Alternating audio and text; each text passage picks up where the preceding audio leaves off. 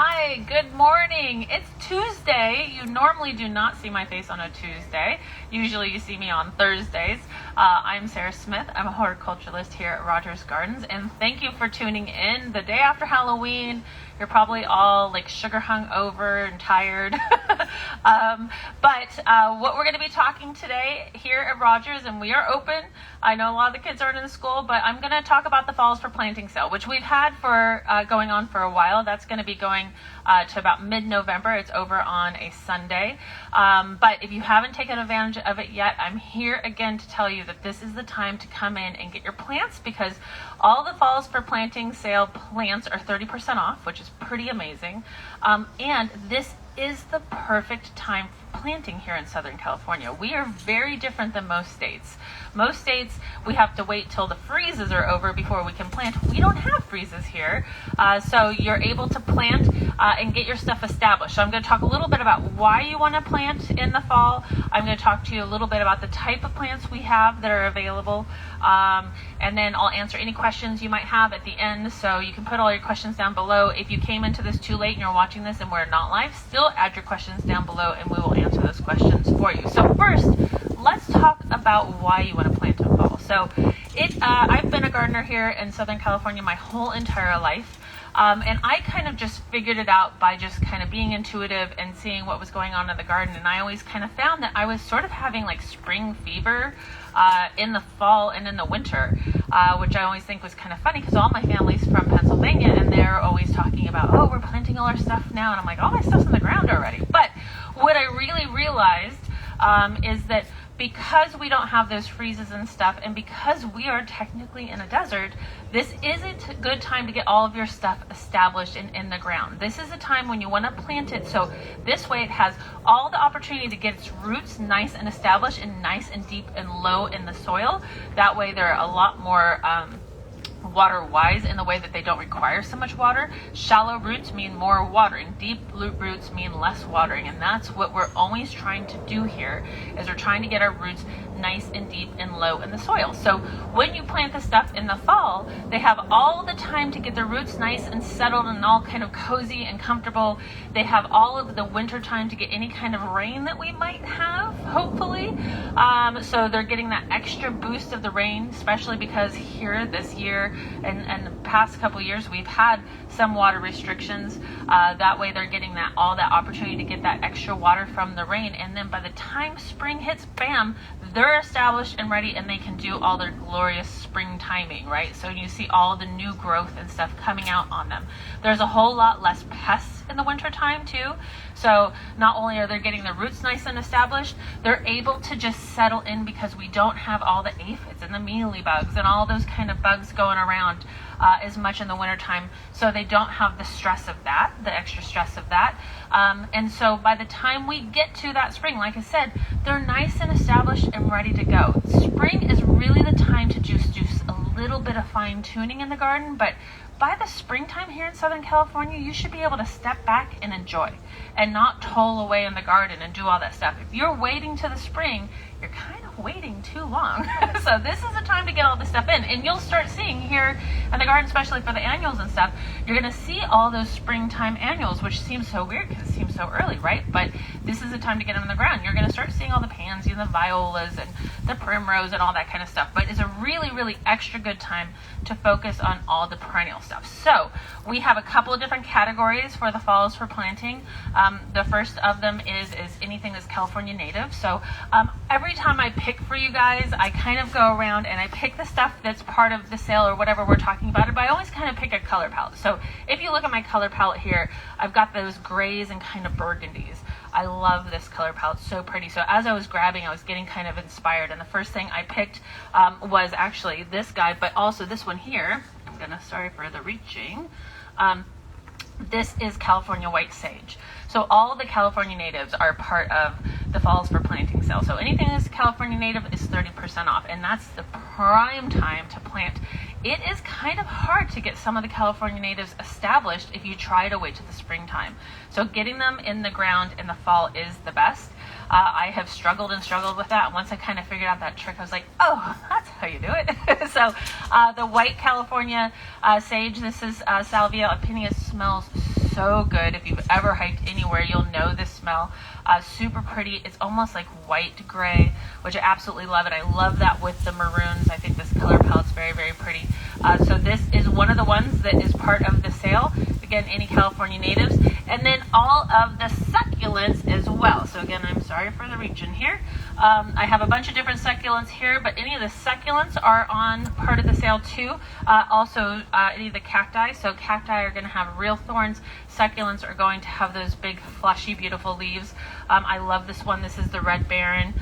Right here is a mangave, and I love this one so much because it's got the gray and that burgundy color in there. It's so pretty. And this is one that we get asked questions about all the time. If you've ever been here at Rogers, you know that we do our own planting in these beautiful plants and baskets. That's kind of what we got started with back in the 70s, is all our beautiful baskets. We have a whole team, so all the stuff that you see here that's planted up in beautiful pots and baskets and things like that are all planted here in the store. It's not something that's anywhere else. So it's our creative team who does them. So it's really kind of something super unique to Rogers and what kind of put us on the map. But this is a crassula, and they always put these in all the hanging baskets and all the pots and stuff. And every time we plant this, without fail, everybody walks up to me and goes, "What's that one?" So I wanted to grab one so you can see how cute it is. So we do have these available, not just in our planted pots, but to buy and do on your own as well. So succulents and cacti, all part of that 30% off too. And then just the general stuff that tends to be water-wise perennial. That's going to be all these different things, like this leucadendron, this safari sunset. So pretty. These are gorgeous. You're starting to see a lot of these in floral ranging too, because they cut and last a really long time in water. So you see a lot of this done in the floral arranging. So it's a really beautiful kind of tall filler for all the floral arranging, and that color is just so cool and so neat and really like diverse. You can do a lot with that kind of coloration. I also grabbed one of the mini olives. These are so beautiful. The little mini olives stay very, very small. They don't make any kind of berries. You might find one that didn't know the rules and is making berries, but it's super, super, super rare. But the color is, again, really beautiful. Really good hedging plant too. So you're like thinking, I don't want to do the boxwood hedge. They take so much water. I need to do something different, especially with so many of the houses we have here that are very Mediterranean inspired. This makes a really beautiful hedge. Not something you want to cut into hard squares, but they're really rounded naturally in the way they grow. So they make really beautiful little round kind of ball hedges. Really great and really pretty, and again, water wise. So if you're looking around your yard too and you're like, okay, I need to get on the ball and get my yard more ready for when we do have these water restrictions, because is it going to ever get any better? Probably not a whole lot. We're probably always going to need to be very water wise in here, Southern California. We should have been from the very beginning. It is a desert. So getting kind of on the program and figuring out, okay, I need to make my yard where I'm not just dumping water in all the time and then constantly trimming things and throwing it away. Don't get me started on that. That's so ridiculous. So having the right size plants in the right places too. So these are all really good ones for that. Westringia is beautiful, all different kinds of sizes. A lot of people will use this for tall hedging as well, but there's small ones too that are available. Euphorbias is like the biggest, craziest group of plants ever. There's all different kinds of euphorbias, but I love this one. Again, I'm digging on this color. This is Miner's Merlot, but it's a really beautiful color. And again, with all these kind of burgundy, purpley, kind of, not really purple, but red and gray colorations, just super pretty together. So there's a lot. I would say more than half of the garden is part of this Falls for Planting. So definitely come in, take advantage of getting that 30% off, take advantage of getting your yard kind of fine-tuned. So this is definitely a time. You've been through the water restrictions now. Hopefully you've changed it and you're only watering whatever your city is allowing you to water. Some places it's 3 times a week, sometimes it's even less than that. So you can kind of look at your yard right now and go, what's struggling? If it's struggling, it needs too much water for where we live. So this is a time to look at it and go, okay, what can I put in its place so I don't have to worry about this and I can continue to be very water friendly in my garden. It's not something that as soon as the water restrictions are lifted, we should all just go crazy and start dumping water all over our yard. So it is something we should really be responsible for and really think thoughtfully about it, and have gardens with purpose too. The other things that are part of the sale, I didn't bring any of those out, but a lot of them are water-wise as well, but I only have a limited space on my table, is the pollinator plants. The pollinator plants are also a part of that, and that's really great because we're supporting that diversity in our gardens. So many people, you know, we built all these huge houses, we took over all these beautiful hillsides, we put in artificial turf and a lot of things that don't flower, and all the animals and all the critters and all the butterflies and insects and the bees, which we obviously need, didn't have a place anymore in our neighborhoods. So a lot of people are starting to realize that and starting to try to bring that back into our area and attract all the hummingbirds and butterflies and bees. So a lot of the pollinator plants that we have here are part of that 30% off as well. We do have our new plant of the month too. This is November 1st, and our new plant of the month, which also fits really well, and the 1 gallons too, is all of the lavender plants. So the lavender is part of this as well. This is Goodwin Creek. This is one of my personal favorite ones because it's a really hardy, really nice one. Sometimes I feel like lavender can get a little woody. If you ever come in and ask for my advice, I will tell you that. But I really like the Goodwin Creek variety because it's not one that tends to do that, and it's going to get, of course, those beautiful, pretty flowers on it. But when you first come into the garden here, you will see that these are on the table, and these are the buy two, get one free as well. So if you have any questions, I'll answer any of those for you now. We also have all kinds of really beautiful soil, so if you are going to start putting in plants, definitely make sure you get your soil right and ready. That is a really important thing. Plants are just like people. They need good food. They need all the rest and the good water and all that kind of stuff, and soil is key to making your plants really happy. So make sure if you are putting things in, you're really getting them nice and established with that good soil too. So any questions? Yeah, let's go for it. How long is the 30% sale going on? That is going to November 12th. 13th, it's a Sunday. I can never remember if it's 12th or 13th, but it is a Sunday. That will be the last day for it, so make sure you get in now. Things are starting to definitely get less and less plant varieties. We are going to start having Christmas trees pretty soon, so that whole back lot that we have does get taken up with Christmas trees, and that's a pretty big space here in the garden for us. So the varieties of things that you're going to see will start to dwindle a little bit, but we're definitely bringing in really beautiful things just for this sale. So there's new mangaves, there's all kinds of new stuff coming in. We're getting some new shipments in today, so there's a lot of really beautiful stuff for that. The succulents are looking gorgeous. I was just walking through there. There's a really good selection of things there too. But yeah, it'll go on till November 12th or 13th, whatever the Sunday is. So make sure you come in soon because you don't want to miss that. The buy two get one free for the plant of the month, that will go all the way obviously to the end of November into December for sure. Recommendations for a strip of tree lawn that has no irrigation besides cacti? So if you're trying to keep it short and tiny, compact, we have really good things. There are the lawn alternatives, and I forgot to bring that up. Those are also part of the fall. Like I said, there's a lot that's a part of the Falls for Planting sale. So if you're trying to keep it nice and tight and low, I really, really love the dwarf carpet of stars. That is something that came onto like my radar probably about 4 years ago. It's not something that I had recalled seeing before. So many people have like said, okay, I want to take out my lawn, I want to put something else in that's a lot more drought tolerant, something I don't have to mow and throw away and fertilize all the time. And so people are doing a lot of diamondia, which diamondia is beautiful, but it's got that gray color, and sometimes you don't want a whole huge like lawn of gray if it doesn't really fit with your house style. So the dwarf carpet of stars is beautiful. It's ruscus. I always say the botanical on that wrong, but it's very, very tight, low, and green. The tightness is important because the more tight it is, the less weeds you'll have coming up through it. And dwarf carpet of stars gives you the hints. We're getting a little windy, and I'm going to take this one down because I'm afraid he's going to fall. The dwarf carpet of stars, as the name suggests, has little flowers on it. They're so cute. They're teeny tiny, kind of the size of like a dime, even a little bit smaller, and they're kind of a light purple color, and it gets absolutely loaded with that. So that's a really, really great one. Also too, what we call those silly strips, which are the spaces between the street and the sidewalk, which is such a weird space that almost everybody has. and it's not an area that gets used. It's an area that you're maybe cutting across from your car to the sidewalk.